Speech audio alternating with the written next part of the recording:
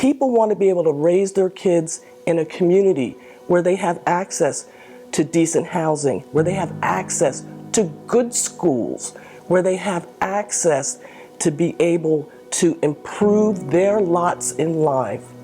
And it's hard when you're starting at the bottom in a chicken coop.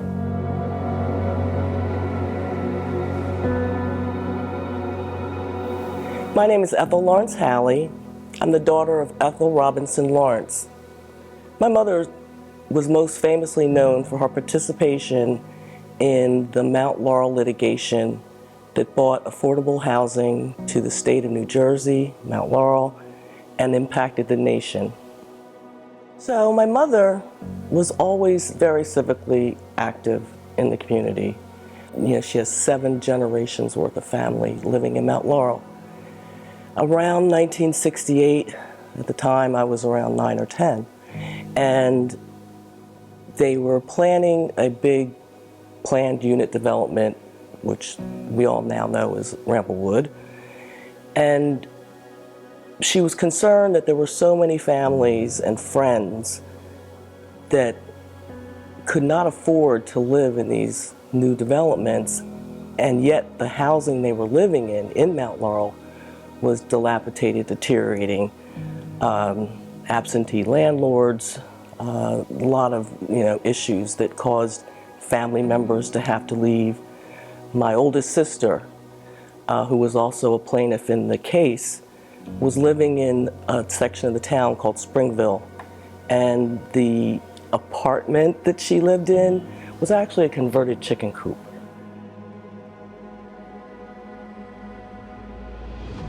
She got together with some community leaders, and they started what they called the Springville Action Committee. And they started looking at the possibilities of developing just a few homes in the Springville area of Mount Laurel. And they were fairly successful. They even got grant money from the Department of Community Affairs to build these 32 odd units. But the zoning in the town said that they could not because of their density size restrictions. She always focused on the fact that it was an economic issue and an issue dear to her heart, that people should be able to live in decent, affordable housing where they want to live. And so many people in the community were being dispersed and left out that she couldn't turn her back on it.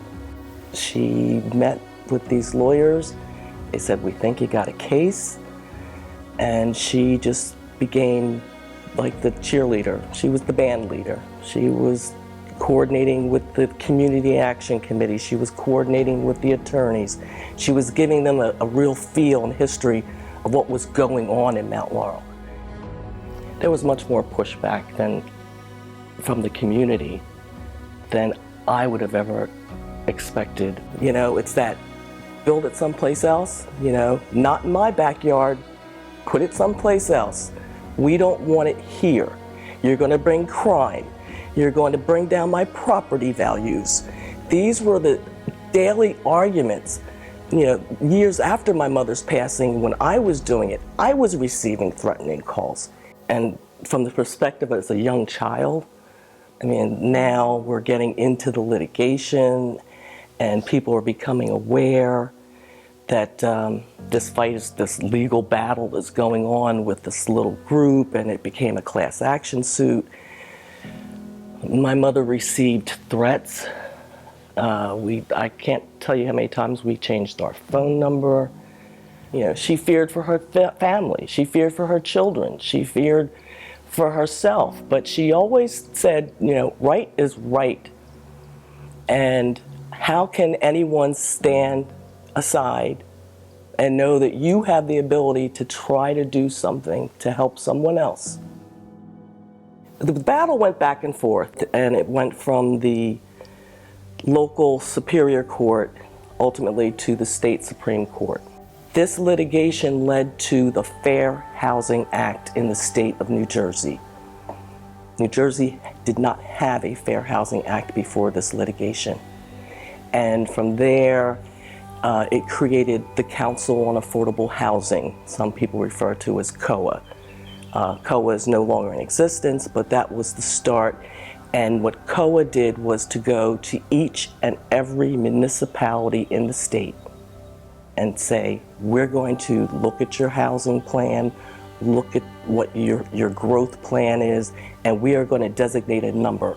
And we're going to give each and every municipality in the state a number of units that they must construct for low and affordable, moderate income individuals. So ultimately, after the dust had settled from the litigation, Fair Share Housing Development also had Fair Share Housing Center, which was their legal division of overseeing that municipalities were doing their part and following and adhering to the court's mandate. There were court masters assigned, and Fair Share Housing Development was able to purchase 62 acres of land here in Mount Laurel. When we were just at the end zone, we were in that red zone to get that funding, and representatives from NJHMFA, the New Jersey Housing and Mortgage Finance Agency, said we have to come and see the land, take a look, see if it looks like, the area is going to be productive for what you're proposing. At the time, my mother was very ill. She was succumbing to cancer, and I was asked, do you think your mom might come to the site? Because if these people from the state come out here, we want to see them look her in the eye and say, we're not going to give you the money to build this. And we met with the state, and she said to them, she pleaded with them, please help us build this housing. She says, I'm not long for this world, but I would love to see this built. I would love to put the first key in the first door. Unfortunately, that never came to fruition.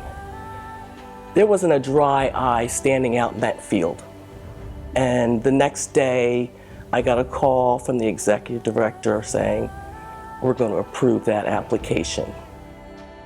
By the time we were able to start the construction, my mother had passed. So, but it came to be, they're beautiful houses, beautiful families. And it's just truly an example of what affordable housing can be. These homes would not exist but for Ethel R. Lawrence.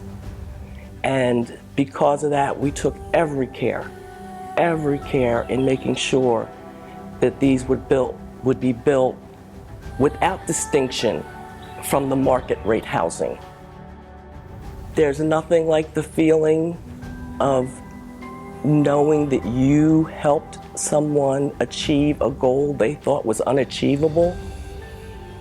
I was so overwhelmed when we had the first resident move in, and I was able to hand her that key. And 4 years later, that same resident said, I was able to go back to school myself. I'm now a nurse. I can leave here and provide for my family. And the story just gets repeated over and over and over again. To be low income should never be something that's considered you're less than. But to see someone that you can just see the pride that they have in their homes. They take so much pride, they show them off, they're so pleased. It just made me want to remain in this industry. I don't care how much housing we build, there's always a need. And the fact that there is still a need, I gotta stay with it. And I just hope that I would maybe see the day where our country would come to the consensus, maybe this wasn't a bad idea. Maybe I don't have to be fearful that someone's going to put an affordable housing complex in my backyard. Maybe those people are not those people. They're my neighbors, and they contribute to the community, not take away.